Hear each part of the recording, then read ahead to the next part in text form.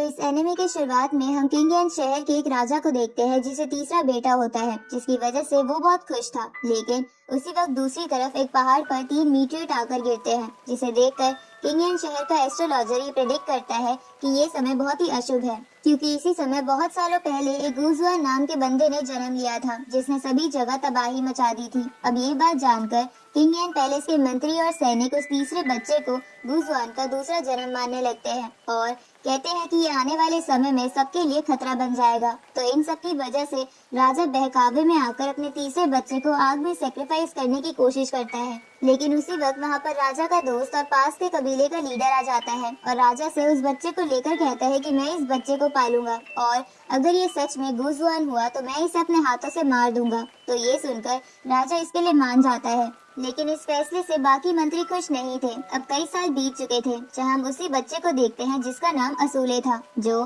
कबीले के लीडर की बेटी सुमा के साथ खेलने के सपने देख रहा था। लेकिन उसी वक्त उसकी आंख खुल जाती है क्योंकि पूरे कबीले में आग लग गई थी और सभी लोग इधर उधर भाग रहे थे। तो ये देखकर असूले सुमा को जगाता है। उसी वक्त वहाँ पर कबीले के लीडर की वाइफ आ जाती है और कहती है कि किंग यांग के सैनिक ने हम पर हमला कर दिया है। उसी वक्त वो लेडी असूले के हाथ पर एक लेपर्ड टेल बांधकर उसे कहती है कि अगर वो लोग तुम्हें मारने की कोशिश करे तो उन्हें ये दिखा देना। ये सुन के असूले उस लेडी जिसे वो मॉम कहता है उनसे पूछता है कि क्या ये सब मेरी वजह से हो रहा है, जिसपे वो लेडी कहती है कि नहीं, ये सब बड़ों की गलती है। उसी वक्त उनके टेंट के ऊपर कई सारे फायर एरोज गिरने लगते हैं। तो ये देखकर वो लेडी असूले और अपनी बेटी सुमा को लेकर वहाँ से भागने लगती है। तो ये देखकर कबीले के बाकी लोग भी उनके पीछे पीछे आने लगते हैं। लेकिन किंग यांग के सैनिक उनमें से कईयों को मार देते हैं, जिसकी वजह से वहाँ लाशें बिछ जाती हैं। जिन्हें देखकर असूले उस लेडी से पूछता है कि किंग यांग और हम तो एक फैमिली की तरह थे, तो ये लोग हम पर हमला क्यों कर रहे हैं। इस पे वो लेडी कहती है कि मुझे नहीं पता, लेकिन तुम चिंता मत करो, हमारे कबीले के लीडर और उनकी बेटी बाकी सैनिकों से लड़ रहे हैं और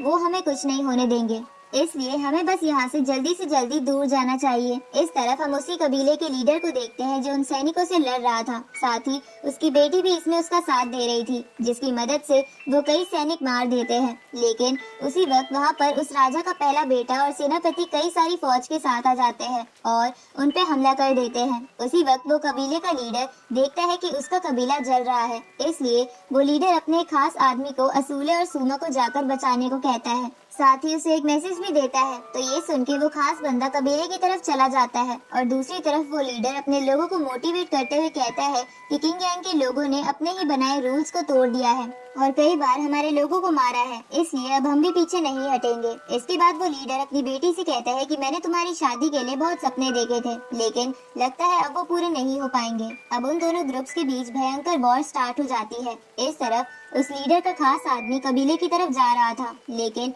वो फर्स्ट प्रिंस भी उसका पीछा कर रहा था। जहाँ वो उस खास आदमी के साथ जा रहे कई सारे कबीले के लोगों को मार देता है। उसी वक्त दूर खड़ा राजा का दूसरा बेटा उस खास आदमी पर तीर चलाकर उसे नीचे गिरा देता है और अपने भाई के पास आकर कहता है कि देखा, मैंने उसे मार दिया। इस पे उसका भाई उसे शाबाशी देता है। तभी वहाँ एक सैनिक आकर उन दोनों को बताता है कि सेनापति ने ऑर्डर दिया है कि हमें असूले को जिंदा वापस लेकर जाना है, साथ ही हमें कबीले के जिंदा बचे हुए लोगों को भी बंदी बनाकर लेकर जाना है। ये सुनकर वो सेकंड प्रिंस फर्स्ट प्रिंस से पूछता है कि हम असूले को क्यों ढूंढ रहे हैं, जबकि सब तो उसे गुजुआन का रूप मानते हैं। इसमें फर्स्ट प्रिंस कहता है कि भूलो मत, वो भी हमारा भाई है। अब वो दोनों भाई असूले को ढूंढने निकल जाते हैं। इस तरफ हम उसी खास आदमी को देखते हैं जो अभी भी जिंदा था। दूसरी तरफ वो लेडी असूले और सुमा को छुपाते हुए कबीले से बाहर लेकर जा रही थी। तभी वो एक कबीले की औरत की आवाज सुनती है, जिसकी बेटी एक बड़ी सी लकड़ी के अंदर दब गई थी, इसलिए वो मदद मांग रही थी। तो ये देखकर वो तीनों उसकी मदद कर देते हैं। लेकिन उसी वक्त वो औरत असूले को ध्यान से देखकर उसका गला दबाते हुए कहती है कि ये सब तुम्हारी वजह से हो रहा है, क्योंकि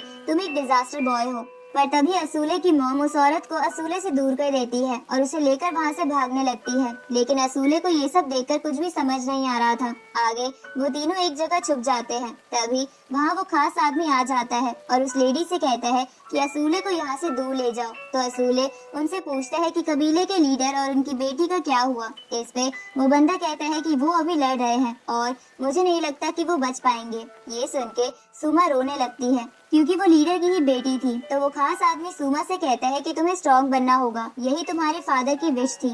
उसी वक्त वहाँ किंग यांग का एक सैनिक उस आदमी के पेट में तलवार घुसा देता है और असूले को भी मारने लगता है क्योंकि उसे नहीं पता था कि वो प्रिंस है। तो ये देखकर वो खास आदमी जो अभी भी नहीं मरा था उसे रोकने की कोशिश करता है, लेकिन वो सैनिक उस बंदे को बार बार चाकू मार के उसे जान से मार देता है। तभी असूले की मॉम भी एक रस्सी से उस सैनिक का गला दबाकर उसे मार देती है। अब वो तीनों थोड़ा और आगे बढ़ते हैं जहाँ असूले की मॉम से आगे नहीं जाया जा रहा था, इसलिए वो वहीं रुककर असूले को आगे बढ़ने को कहती है। लेकिन उसी वक्त वहाँ कुछ और सैनिक आ जाते हैं जो असूले की मॉम के साथ गलत हरकत करने लगते हैं और असूले और सुमा को भी पीटने लगते हैं। तो असूले की मॉम हिम्मत करके उन्हें वो लेपर्ड टेल दिखाती है, जिसे देखकर वो सैनिक समझ जाते हैं कि असूले थर्ड प्रिंस हैं। लेकिन वो सैनिक इसी दौरान असूले की मॉम के अंदर भाले घुसा चुके थे, जिसकी वजह से उसकी मॉम मर जाती है और वो तेज तेज रोने लगता है। लेकिन तभी वहाँ बाकी दोनों प्रिंस आ जाते हैं और असूले, सुमा और बाकी कबीले के लोगों को बंदी बनाकर वापस लेकर जाने लगते हैं। जहाँ जाते हुए असूले बहुत ज्यादा दुखी था क्योंकि उसे अपनी मॉम की याद आ रही थी। तभी वो देखता है कि किंग यांग के सैनिक उन बंदियों पर बहुत अत्याचार कर रहे हैं। आगे वो सब किंग यांग के राजा के पास पहुंच जाते हैं, जहां पहुंचकर फर्स्ट प्रिंस असूले को राजा के पास ले आता है। तो राजा असूले को गले मिलने को कहता है, लेकिन असूले ऐसा नहीं करता। तो राजा अपने सेनापति के पास जाकर इस काम के लिए उसे शाबाशी देकर कहता है कि ये सब तुम्हारी वजह से पॉसिबल हुआ है, क्योंकि तुमने मेरे दोनों बेटों को ट्रेन किया था, इसलिए मैं तुम्हें ये सारे गुलाम देता हूँ, साथ ही ग्रेट खान का टाइटल भी। ये सुन के वो सेनापति बहुत खुश हो जाता है और अपने सैनिकों से कहता है कि मैं ये सभी गुलाम तुम्हारे बीच बांट दूंगा। ये सुन के वो सैनिक भी खुश हो जाते हैं। इसके बाद वो सैनिक गरम गरम सरिये से गुलामों पर टैग लगाने लगते हैं। इधर राजा अपने फर्स्ट बेटे से कहता है कि तुमने भी इस मिशन में बहुत हेल्प करी है, इसलिए मैं तुम्हें इस कबीले की सबसे सुंदर 2 लड़कियां देता हूँ। ये सुनकर वहाँ खड़े सैनिक सुमा और उस लीडर की बेटी को सामने ले आते हैं जो अभी भी जिंदा था। इधर असूले उन दोनों को देखकर उनके पास जाने की कोशिश करता है, लेकिन सैनिक उसे रोक देते हैं। दूसरी तरफ फर्स्ट प्रिंस लीडर की बेटी के पास आकर कहता है कि मैंने सुना है कि तुम्हें आज तक कोई भी बंदा पसंद नहीं आया है। ये सुन के वो लड़की उस पे थूक देती है, लेकिन वो फर्स्ट प्रिंस सुमा और उस लड़की की रस्सी खोलते हुए कहता है कि मुझे जंगली घोड़ी पर लगाम लगानी आती है। ये सुन के वहाँ खड़े सैनिक बोलने लगते हैं कि इस गुलाम और प्रिंस की जोड़ी बहुत अच्छी लग रही है। ये सुन के असूले चिल्लाकर कहता है कि वो कोई गुलाम नहीं है। तभी मौका पाके वो लीडर की बेटी फर्स्ट प्रिंस को मारने की कोशिश करती है, लेकिन वो इसमें कामयाब नहीं हो पाती। तो वो खुद की ही जान ले लेती है क्योंकि वो ऐसे गुलाम बनकर नहीं जीना चाहती थी। ये देखकर असूले दुखी हो जाता है और सुमा भी अपनी बहन के पास आके रोने लगती है। तो ये देखकर सैनिक सुमा को दूर खींचकर ले जाते हैं, लेकिन तभी सुमा के हाथ अपनी बहन की बांसुरी लग जाती है और वो फिर से अपनी बहन के पास जाने की कोशिश करती है। तो ये देखकर एक सैनिक उसका सर काटने की कोशिश करता है। इस तरफ असूले को एक विजन आता है जिसमें वो देखता है कि एक दानव सुमा को खा रहा है। तो ये देखकर असूले तलवार लेकर उसकी तरफ बढ़ता है, जहाँ असलियत में हम देखते हैं कि असूले ने उस सैनिक की स्वॉर्ड रोक ली थी और सुमा को बचा लिया था। तो ये देखकर सेकंड प्रिंस अपनी स्वॉर्ड निकालते हुए असूले से कहता है कि तुम पीछे हट जाओ, क्योंकि ये गद्दार की बेटी है, इसलिए इसे मरना ही होगा। लेकिन उसी वक्त राजा सेकंड प्रिंस को ये कहते हुए रोक देता है कि असूले उसे बस बचाना चाहता है, तो इसमें कोई दिक्कत नहीं है। अब राजा और बाकी सैनिक वहाँ से चले जाते हैं, जहाँ असूले सुमा के पास आता है और उसे संभालने की कोशिश करती है क्योंकि वो रो रही थी। तो पहले तो सुमा असूले को काटने की कोशिश करती है क्योंकि ये सब उसी की वजह से हो रहा था, लेकिन फिर वो असूले को गले लगा लेती है क्योंकि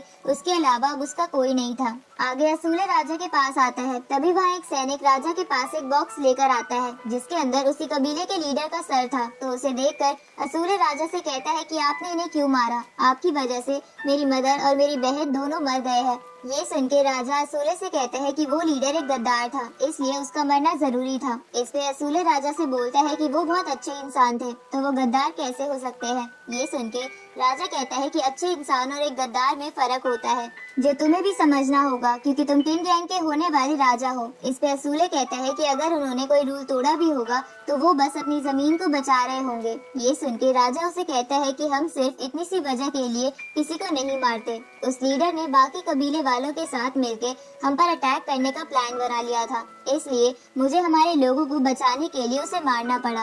ये सुन के असूले रोने लगता है तो राजा उससे कहता है कि बेटा यही लाइफ है, इसलिए तुम्हें इसे एक्सेप्ट करना होगा। ये सुन के असूले राजा से कहता है कि अगर मैं आपकी जगह होता तो मैं उन्हें कभी नहीं मारता। ये सुन के राजा असूले को उठाकर उसे एक ब्लू शार्क नाम की तलवार दिखाते हुए कहते हैं कि ये तलवार मुझे उसी लीडर ने दी थी, इसलिए तुम्हें अगर उसकी बेटी को बचाना है तो तुम्हें भी तलवार उठानी पड़ेगी, क्योंकि रोने धोने से कुछ नहीं होगा। ये सुन के असूले गुस्से में पहले तो वो तलवार लेने लगता है, लेकिन बाद में उसे वही राजा के पास छोड़ के वहाँ से चला जाता है, क्योंकि वो राजा की कोई बात नहीं मानना चाहता था। आगे असूले सुमा को खाना खिलाने की कोशिश करता है, लेकिन वो खाना नहीं खाती। तभी वहाँ वो एस्ट्रोलॉजर आकर असूले को वहाँ से ले जाता है और उसे अकेले में ले जाकर सारी पास्ट की बात बताता है कि उसका जन्म उसी मुहूर्त में हुआ था जब गुजुआन का जन्म हुआ था। इस पे असूले उस एस्ट्रोलॉजर से पूछता है कि क्या मैं भी गुजुआन हूँ, जिस पे वो एस्ट्रोलॉजर बोलता है कि मुझे नहीं लगता कि राजा ये मानते हैं कि तुम गुजुआन हो, क्योंकि अगर ऐसा होता तो वो तुम्हें मार देते और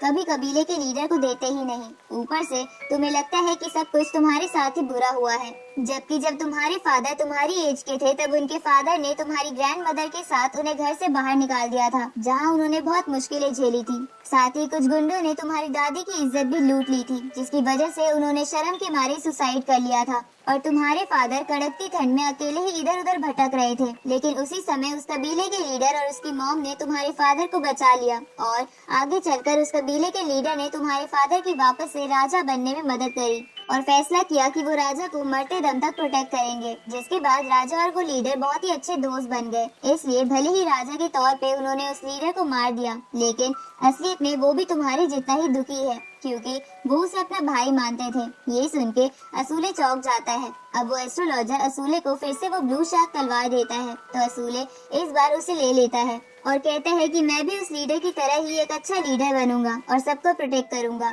अब अगले दिन असूले की ट्रेनिंग शुरू हो जाती है, जहां वो अपनी पूरी मेहनत से प्रैक्टिस करता है। लेकिन एक दिन उसे किंग यांग का एक सैनिक परेशान करने लगता है, क्योंकि उसे ये बात अच्छी नहीं लगी थी कि ये कमजोर बच्चा आगे चलकर राजा बनेगा, जो गुजुआन का रूप है। पर असूले उसे इग्नोर करके वहाँ से जाने लगता है तो वो बंदा असूले पर अटैक कर देता है, लेकिन असूले का टीचर उसे बचा लेता है। पर इसकी वजह से वो बंदा बहुत गुस्सा हो जाता है।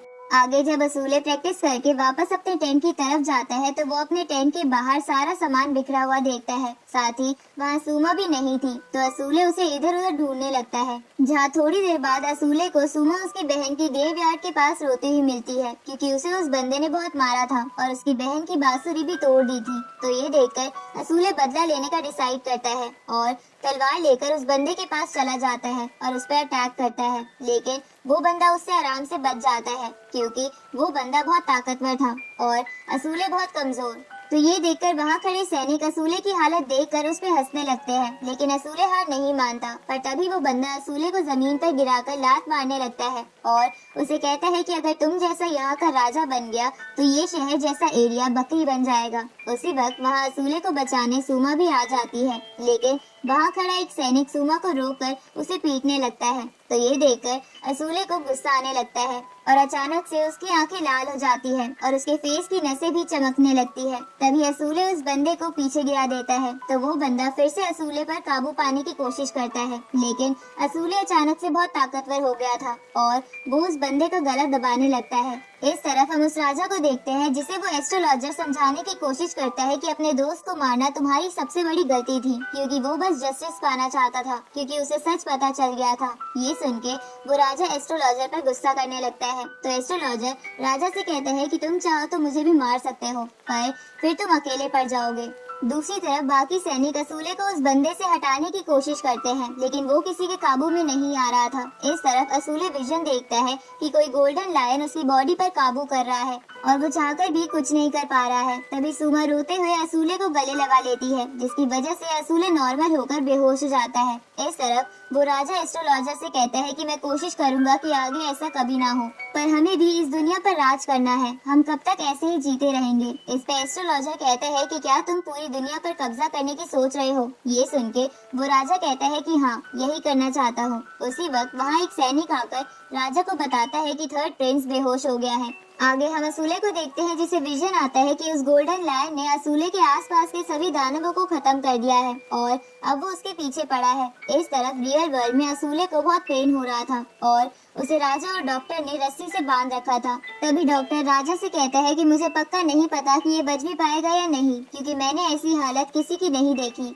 ये सुन के राजा उसे अपनी पूरी कोशिश करने को कहता है। आगे असूले के विजन से वो गोल्डन लायन गायब हो जाता है और असूले नॉर्मल होकर होश में आ जाता है, तो राजा उसे देखकर खुश हो जाता है। साथ ही सुमा भी उसे जिंदा देखकर खुशी के मारे रोने लगती है। अब राजा असूले से कहता है कि तुम्हें आराम की जरूरत है, इसलिए अब तुम कुछ दिनों तक प्रैक्टिस मत करना। पर असूले इसके लिए नहीं मानता, क्योंकि उसे ताकतवर बनना था। ये सुन के राजा असूले से कहता है कि तुम खुद को कमजोर मत मानो, तुम यहाँ के होने वाले राजा हो। इस पे असूले कहता है कि अगर मैं सच में कमजोर नहीं होता तो मेरा कबीला आज जिंदा होता। ये सुन के राजा उससे कहता है कि मुझे तुम पर गर्व है कि तुम अपने लोगों को बचाना चाहते हो, लेकिन तुम्हें खुद की बॉडी को रेस्ट देना होगा ताकि तुम उन्हें बचाने के लायक बन सको। अब राजा वहाँ से चला जाता है। अब अगले दिन असूले सुमा के साथ एक गार्डन में आ जाता है, जहाँ वो दुखी होते हुए सुमा से कहता है कि मैं सच में बहुत बेकार हूँ, क्योंकि मैं अभी ठीक से तलवार पकड़ भी नहीं पाता। ये सुन के सुमा उसे इशारों में ऐसा ना बोलने को बोलती है, क्योंकि वो बोल नहीं सकती थी। ये देखकर असूले सुमा से कहता है कि पूरी दुनिया में बस तुम ही हो जो मुझसे नफरत नहीं करती। ये सुन के सुमा मुस्कुराने लगती है और उससे कहती है कि जब तक हम दोनों एक साथ हैं हमें किसी की जरूरत नहीं है। इसके बाद वो दोनों उस गार्डन में खेलने लगते हैं। आगे हम राजा, तीनों प्रिंस, सेनापति और बाकी मंत्रियों को देखते हैं, जहाँ राजा किसी स्ट्रेटेजी पर अपने तीनों बेटों से राय मांगता है, जिसमें सेकंड प्रिंस तो राजा के फेवर में बोलता है और फर्स्ट प्रिंस राजा की स्ट्रेटेजी से सहमत नहीं था। लेकिन असूले तो कुछ बोल ही नहीं पाता, जिसकी वजह से सारी सभा उस पे हंसने लगती है, पर राजा उन सबको चुप करा देता है। जिसके बाद राजा उन सबसे पूछता है कि मुझे तुम में से किसी को टैंग डायनेस्टी में भेजना है, तो बताओ तुम में से कौन वहाँ जाना चाहेगा। ये सुन के सेकंड प्रिंस फर्स्ट प्रिंस का नाम सजेस्ट करने लगता है, क्योंकि वो एक जानलेवा मिशन था और उसमें किसी की भी जान जा सकती थी। इसलिए फर्स्ट प्रिंस भी कहता है कि मुझे यहाँ सबको प्रोटेक्ट करना है, इसलिए मैं वहाँ नहीं जा सकता। तो सेकंड असूले का नाम सजेस्ट करने लगता है, क्योंकि वो असूले को रास्ते से हटाकर अपना राजा बनने का सपना पूरा करना चाहता था, पर राजा ये जानता था। इसलिए वो सबसे कहता है कि अगर तुम में से कोई वहाँ नहीं जाना चाहता तो हम इस बात का फैसला बाद में करेंगे, इसलिए अभी के लिए ये मीटिंग खत्म हुई। आगे हम उस बंदे को देखते हैं जिसे असूले पर अटैक करने की वजह से राजा ने उस पे कई सारे कोड़े पड़वाए थे, जिसकी वजह से उसे बहुत दर्द हो रहा था। इसलिए वो अपने साथी यानी मंत्री और सेकंड प्रिंस से इस इंसल्ट का बदला लेने को कहता है। इस पे वो मंत्री कहते हैं कि हमें असूले को रास्ते से हटाना ही होगा, नहीं तो ये राजा बन जाएगा। ये सुन के सेकंड प्रिंस कहता है कि तुम उसकी चिंता मत करो, मैं उसे संभाल लूंगा। इस तरफ हम असूले को देखते हैं जो सुमा की बांसुरी जोड़ देता है और उसके साथ घोड़े पर घूमने लगता है, लेकिन तभी कुछ मास्क पहने लोग उन पर अटैक कर देते हैं। तो असूले सुमा के साथ वहाँ से भागने लगता है, जहाँ भागते हुए वो किंग गैन के सैनिकों के पास आ जाता है। तो वो सैनिक असूले को बचाने के लिए उन मास्क वाले लोगों से लड़ने लगते हैं, लेकिन वो मास्क वाले लोग उन सैनिकों को जान से मार देते हैं। पर इसी बीच असूले सुमा को लेकर कहीं छुप गया था,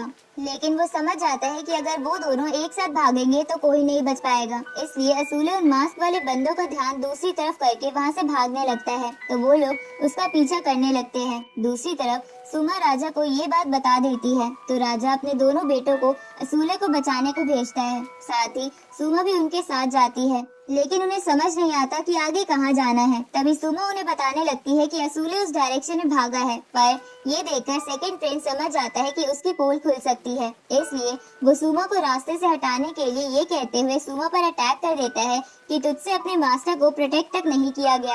इस तरफ असूले भागता हुआ एक बहुत बड़े गड्ढे के पास आ जाता है और उसमें गिर जाता है, जिसकी वजह से वो मास्क वाले बंदे वहाँ से चले जाते हैं, क्योंकि उस गड्ढे में बहुत सारे बीच रहते थे और आज तक वहाँ से कोई जिंदा लौटकर नहीं आया था। इसलिए उन्हें भी लगता है कि असूले मर जाएगा। इस तरफ असूले और उसका घोड़ा उस गड्ढे में बनी एक नदी में गिरते हैं, जहाँ अचानक से वहाँ एक बीस्ट फिश आकर असूले के घोड़े को खा जाती है और वहाँ खून खून हो जाता है। तो ये देखकर असूले किनारे की तरफ भागने लगता है, लेकिन वो बीस्ट फिश असूले के बहुत करीब आ गई थी। उसी वक्त उस किनारे से एक ओल्ड मैन भागता हुआ आता है, जो चेन से बंधा हुआ था, जो असूले को पानी से बाहर खींच लेता है। लेकिन तभी अचानक से उसका मन बदल जाता है और वो असूले को वापस उसी बीच के ऊपर फेंक देता है। और इसी के साथ ये पार्ट यहीं खत्म होता है।